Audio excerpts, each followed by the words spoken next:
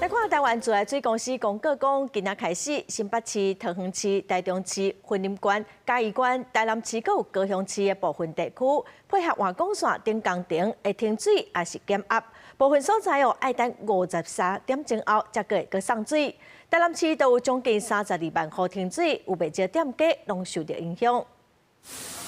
先甲遮喷水了后，才搁落去起泡，听到要停水消息，这间汽车美容店本正一天10几台来洗，单剩1、2台，业者甚至让旁使警察车来洗。主要因为初期透早9点到半暝12点，台南18区要停水39点钟，那洗菜业受到影响，毛白饮料的拍算卖偌济算偌济，卖甲无水就休困。暂时搁我多，明仔载因为阮有水太关系，所以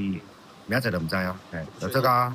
水用完了呢。 经过雾状的，所以它的用水会比较少，不像我们在用水桶啊，或者是用水管哈，我们在洗车会造成很多的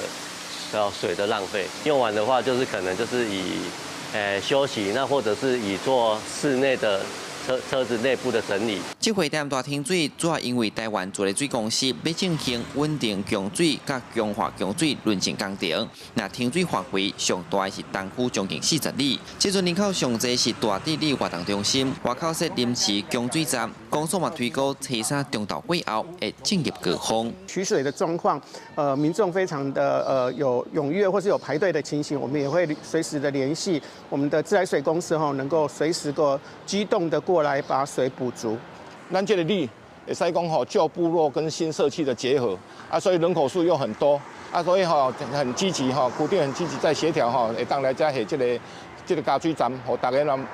以备不时之需啦。台南停水甲降压范围内有真侪旅社，为着避免影响旅客权益，毛饭店规划先暂时无提供游泳池服务。停水唔干那台南，自来水公司公告，包含新北、桃园、台中、彰化、云林县、嘉义县等各地区停水时间拢无同，上长有连续53点钟。记者苏台南采访报道。